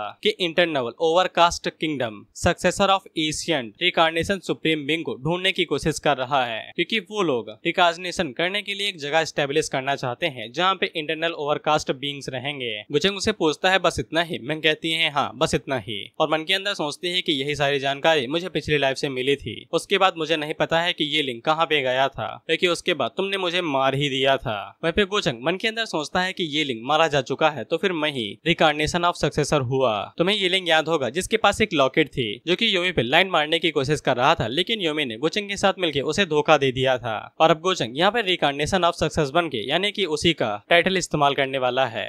अब हम देखते हैं कि गोचंग अपनी शील्ड की मदद से उन लोगों के ऊपर अटैक कर देता है तो वो लोग जल्दी से आगे बढ़ते हैं और गोचंग की सुप्रीम आर्टिफैक्ट को रोक लेते हैं। लेकिन गोचंग तेजी के साथ आगे बढ़ता है और उनमें से एक गार्ड के ऊपर अटैक कर देता है। इसके बाद वो डायरेक्ट उनके लीडर के ऊपर भी अटैक कर देता है तो वो लीडर आगे से कहता है कि बहना मुझे आके बचा लो। तो हम लोग देखते हैं कि उसकी सिस्टर तेजी के साथ आगे बढ़ती है और गोचंग के ऊपर घुमा के लात मारती है जिससे गोचंग उड़ते हुए दूर जाके गिरता है। वो लड़की गोचंग से पूछती है कि तुम कौन हो और यहाँ पे अटैक क्यों कर रहे हो। अब इसके बाद हमें पता चलता है कि इस लड़की का नाम जिया नान है जो कि इसी किंगडम की रहने वाली है और इसका लेवल ट्रू सुप्रीम रियलम है। वहीं पे गोचंग हमें बताता है सुप्रीम रियलम्स के अंदर काफी बड़ा गैप होता है छोटे रियलम्स के बीच में, लेकिन इस औरत का रियलम पहले ही 6 या फिर 5वें लेवल पे है। इसके बाद गोचंग वहां से खिसकने की कोशिश कर ही रहा था कि उसी टाइम पे वो लड़की गोचंग के सामने आती है और उसका टिटुआ पकड़ लेती है और उससे कहती है बच्चे कहाँ पे भाग रहे थे। लेकिन गोचंग वहाँ पे अपने वॉइड टैलेंट की मदद से आजाद हो जाता है और दोबारा वहाँ से भागने की कोशिश करने लगता है। लेकिन वो लड़की स्पेशल टेक्निक का इस्तेमाल करती है। हम देखते हैं कि एक काला हाथ गोचंग को आके पकड़ने की कोशिश करता है, लेकिन गोचंग वहाँ पे रिकार्नेशन की पावर की मदद से उसे डिस्ट्रॉय कर देता है। वो लड़की ये देख के हैरान हो जाती है कि गोचंग ने यहाँ पे रिकार्नेशन टेक्निक का इस्तेमाल किया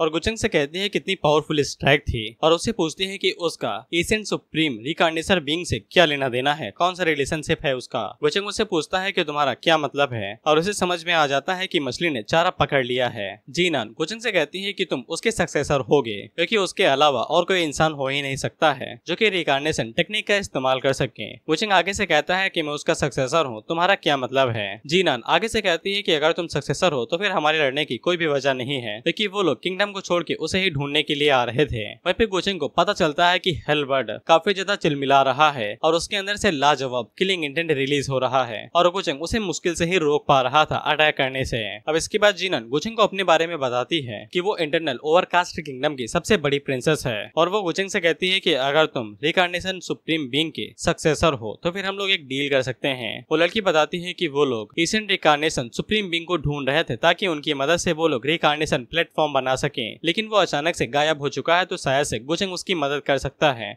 उसे ढूंढने में और इस डील के लिए उसका किंगडम कुछ भी करेगा उसको सेटिस्फाई करवाने के लिए अगर वो उनकी मदद करता है। यहाँ तक कि वो लोग किसी फोर्स यानी क्लैन को भी डिस्ट्रॉय कर सकते हैं जिससे गोचंग को नफरत हो। वहीं पे गोचंग को उसके रवैये से सब कुछ समझ में आ जाता है कि ये कोई छोटी मछली नहीं है, ये किसी सेक्ट को डिस्ट्रॉय करने की बात कर रही है। वहीं पे गोचंग उसे कहता है कि ये कमाल की बात है, लेकिन मैं तुम्हारे ऊपर भरोसा कैसे करूँ, तुम तो एक प्रिंसेस हो ना, क्या तुम्हें एडवांस में कुछ चीजें प्रेफर नहीं करनी चाहिए जैसे कि कोई एहसान कर दो। जियानान उसे पूछती है कि तुम्हें क्या चाहिए तो गोचंग आगे से कहता है कि उसे इंटरनल ओवरकास्ट का सोर्स चाहिए। वहीं पे वो लड़की गुचेंग की मांग से काफी ज्यादा हैरान होती है क्योंकि एक ह्यूमन कल्टीवेटर के लिए सोर्स को अवॉइड करना चाहिए क्योंकि सोर्स उसकी पावर को डिवॉवर कर सकता है। इसीलिए वो लोग किसी भी कीमत पे इंटरनल ओवरकास्ट सोर्स को अवॉइड करते हैं। और जियानन आगे से बताती है कि उनके पास भी इसकी शॉर्टेज हो रखी है, लेकिन इसके बावजूद वो गुचेंग को एक दे सकती है। और वो गुचेंग को देते हुए कहते हैं कि इसे डिवॉवर मत होना और यहीं से हमारे डील कंप्लीट होती है। और गुचेंग आगे से कहता है कि चिंता ना करो, मैं अपनी जबान का पक्का हूँ, हाँ बस वो काली है। वह भी गुचेंग मत्थे के ऊपर तुम लोग एक क्राउन को देख पा रहे थे, ये इसी का इफेक्ट था जिससे गुचेंग की जो किस्मत है वो थोड़ी सी चमक जाती है। और गुचेंग को पहली बार ऐसा लगता है कि उसे प्रोटेगनिस्ट की तरह ट्रीट किया जा रहा है। अब इसके बाद जियानन अपने पास से एक स्पेस पीस बाहर निकालती है जो कि एक डिवाइस की तरह काम करेगा, जिसकी मदद से वो लोग एक दूसरे को कोई चीज ट्रांसपोर्ट कर सकते हैं और बात भी कर सकते हैं। और इसी के जरिए जियानन कभी भी गुचेंग को ओवरकास्ट सोर्स पहुंचा सकती है। वह भी गुचेंग उस पीस को रख लेता है, लेकिन उसे इतना समझ में आ जाता है कि इसके अंदर कुछ तो गड़बड़ है और जियानन उसके ऊपर नजर रखने की कोशिश करेगी। अब इसके बाद गुचेंग वहाँ से चला जाता है ये कहते हुए कि उसे कुछ काम है। वह भी जियानन अपने छोटे भाई के पास आती है और उसे बता देती है कि वो हमारे किंगडम के लिए काफी ज्यादा जरूरी हिस्सा है और उसके साथ दोबारा देखना तो इज्जत से पेश आना। और इसी टाइम पे जियानन को पता चल जाता है कि गुचेंग को स्पेस पीस के अंदर उसके स्पाई टूल के बारे में पता चल चुका है और गुचेंग ने उसे हटा दिया है, जिससे जियानन को समझ में आ जाता है कि गुचेंग भले ही सेक्रेट लॉर्ड रियलम पे हो, लेकिन इसके बावजूद उसका लेवल सुप्रीम रियलम से कम नहीं है। अब इसके बाद गुचेंग उस सोर्स से बाहर निकल आता है जहाँ से वो अंदर घुसा था, तो चूचू उसका बाहर ही इंतजार कर रही थी और उससे पूछती है तुम ठीक तो हो, तुम्हारे चेहरे को क्या हुआ। जिसपे गुचेंग बेशक लाइन मारने का मौका नहीं छोड़ता है और चूचू से कहता है कि तुम्हारी जैसी सेंटनेस मेरी चिंता क्यों कर रही है। चूचू से कहती है बकवास बंद करो, ये बताओ कि अंदर क्या हुआ। इसपे गुचेंग आगे से बताता है कि उसने सारा मामला यहाँ पे सुलझा दिया है। चूचू उसे शुक्रिया नहीं कहेगी, ग्रेटिट्यूड के तौर पे। जिसपे चूचू उसे शुक्रिया कहती है तो गुचेंग उसे कहता है मैंने इतना बड़ा क्राइसिस सॉल्व किया है, तो मुझे बस एक छोटा सा शुक्रिया कह के इन सभी चीजों से निपटना चाहती हो।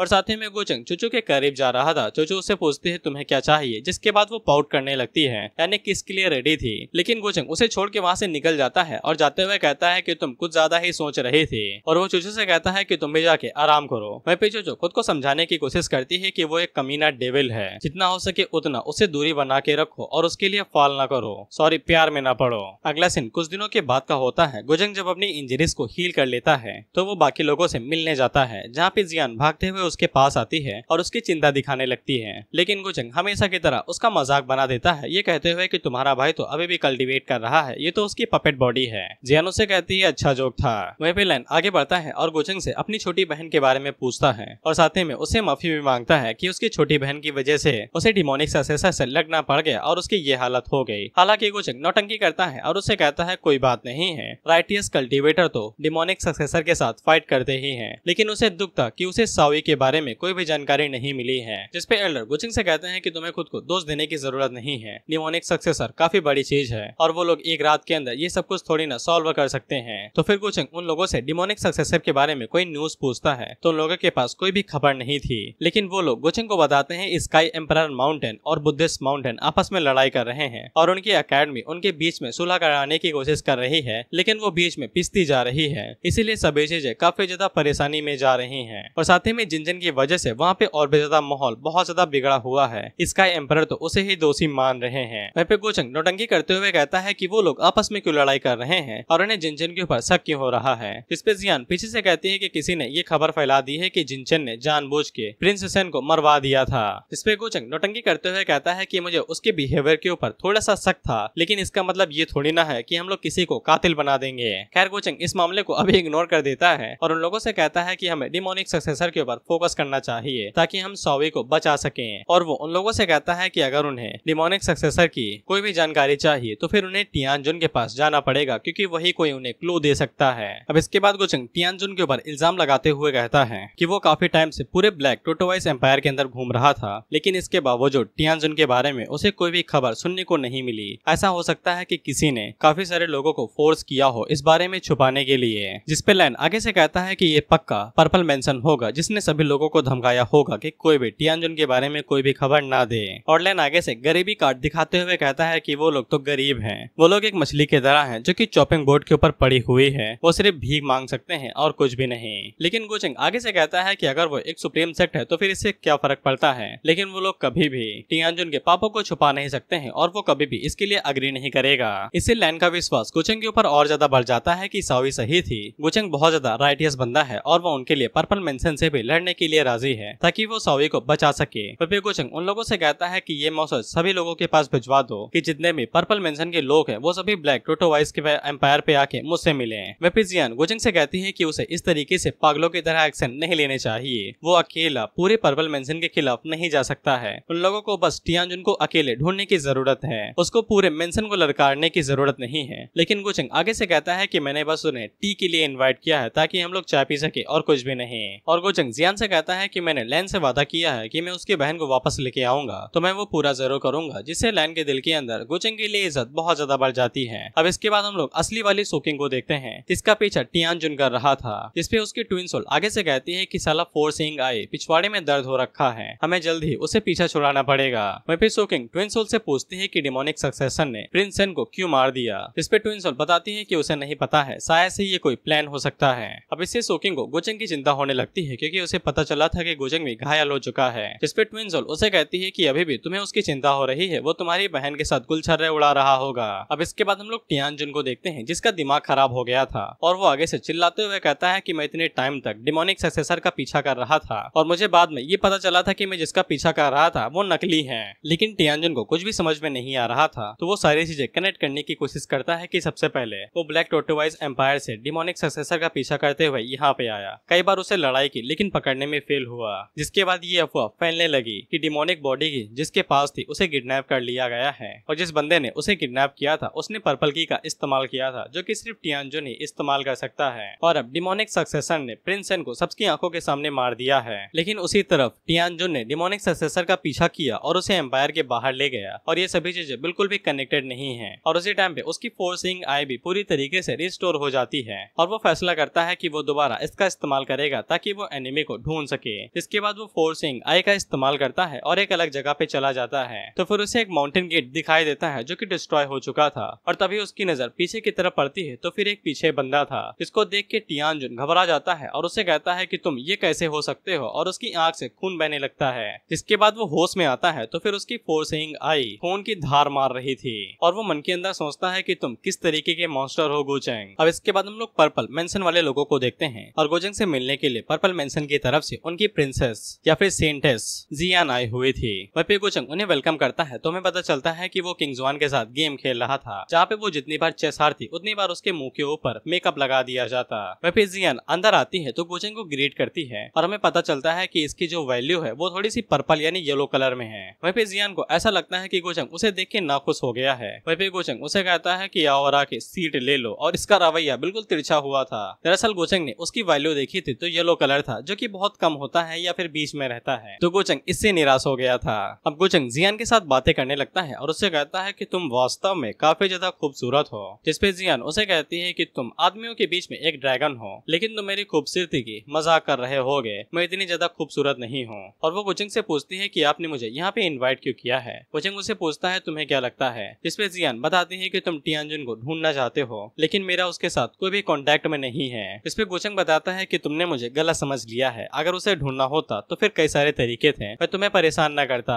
गुचेंग उसे बताता है कि टियानजुन अभी डिमोनिक सक्सेसर के साथ उथल पुथल कर रहा है और इसके अलावा पर्पल मेंशन ने कई सारे फोर्सेस के साथ लड़ाई दंगा कर दिया है, इसलिए इस प्रकार से पर्पल मेंशन अपने ही हाथों अपनी कबर खुद ही ले रहा है। जियान इसे काफी ज्यादा परेशान हो जाती है तो गुचेंग उसे बता देता है। गुचेंग उसे समझाता है कि जब स्काई एम्परर माउंटेन को ये पता चला था कि चूफेन रियल डिमोनिक सक्सेसर है तब उन लोगों ने उनके साथ सारे रिश्ते खत्म कर लिए थे और इसीलिए किस हिसाब से पर्पल मेंशन को इग्नोर किया जा सकता है। इस पे जियान बताती है कि उसे सारी बातें समझ में आ रही है लेकिन उसका औहदा सेंटेस का है, यानी कि उसकी ज्यादा औकात नहीं है पर्पल मेंशन के अंदर और उसकी बातों का कोई भी फायदा नहीं होगा। जिसपे गुचेंग उसे कहता है कि तुम्हें कुछ भी करने की जरूरत नहीं है, अगर तुम्हें सच में पर्पल मेंशन की फ्यूचर की चिंता है तो बस यहाँ पे रुक जाओ और कुछ भी नहीं। जिससे जियान काफी ज्यादा हैरान हो जाती है तो गुचेंग उसे कहता है कि डरो नहीं, मैं एक राइटियस बंदा हूँ, कुछ भी उल्टा सीधा नहीं करूंगा और ऊपर से मैं ये बात पब्लिक में बताने वाला हूँ कि मैंने तुम्हें अपने पास कुछ टाइम के लिए रोक लिया है। जियान इसे काफी ज्यादा हैरान होती है तो गुचेंग उसे कहता है कि सब्र रखो, तुम्हें बहुत ही जल्दी पता चल जाएगा कि मैं क्या करने वाला हूँ। और वो मन के अंदर सोचता है बेशक मैं तुम्हें एक चारे की तरह इस्तेमाल कर रहा हूँ। वहीं पे जियान को गुचेंग के ऊपर बिल्कुल भी भरोसा नहीं था कि गुचेंग ये सब कुछ उनके पर्पल मेंशन के लिए कर रहा है, लेकिन इसके बावजूद वो यहाँ से जा नहीं सकती थी और गुचेंग उसके साथ कुछ करेगा नहीं तो वो यहीं पे रुकने का फैसला करती है। अब ये बात हर तरफ फैला दी जाती है कि गुचंग ने पर्पल मेंशन की सेंटेंस को अपने घर के अंदर पाबंदित कर दिया है, लेकिन इसके बावजूद पर्पल मेंशन वालों ने कोई भी रिएक्शन नहीं दिया है। अब इसके बाद हम लोग मुखौटे वाले को देखते हैं, जो कि अपने तीनों चेलों को समझाते हुए कहता है कि तुम तीनों पहली बात तो गधे हो और दूसरी बात तुम्हें कुछ भी नहीं पता है कि गुचंग क्या प्लानिंग कर रहा है। और वो उन लोगों को बताता है कि गुचंग ने भले ही जियान को पकड़ लिया है, लेकिन इसके बावजूद वो उसके साथ कुछ भी नहीं करेगा, बस ये एक धमकी की तरह है। यहाँ तक कि टियानजुन मेरे जितना शक्तिशाली तो नहीं है, लेकिन उसके पास रियल टैलेंट है। जब तक वो कल्टीवेट करता है वो लगातार ब्रेक थ्रू करता जाएगा। पर्पल मेंशन का हमेशा से ही बहुत बड़ा एम्बिशियस रहा है कि वो खुद को बढ़ाना चाहते हैं और टियानजुन उनकी उम्मीद है, इसीलिए वो आसानी के साथ गिव अप नहीं करेंगे। इसके अलावा गुचंग ने बड़ी जल्दी से लोगों को पकड़ तो लिया बिना आगे के बारे में सोचे हुए, इसीलिए तुम लोग ये बात हमेशा याद रखना कि कुछ भी बड़ा करने से पहले हमेशा फ्यूचर के बारे में सोच लेना, तभी आगे तक जाओगे। अब इसके बाद हम लोग इंग्यू को देखते हैं और उसका सर्वेंट उसे कहता है कि दोनों प्रिंस मारे जा चुके हैं, अब वो लोग आगे क्या करेंगे। वहीं पे इंग्यू आगे से कहते हैं कि गुचंग ने उसे बताया था कि टियानजुन ने डिमोनिक सक्सेसर के साथ हाथ मिला लिया है और ये काफी ज्यादा गुस्सैल बात है कि पर्पल मेंशन अभी भी टियानजुन को बचाने की कोशिश कर रहा है, यहाँ तक कि वो टियानजुन को बचाने के लिए उनके खिलाफ भी जाने वाला है। इसीलिए बेशक वो लोग कदम आगे बढ़ाएंगे और उन्हें अच्छा सबक सिखाएंगे।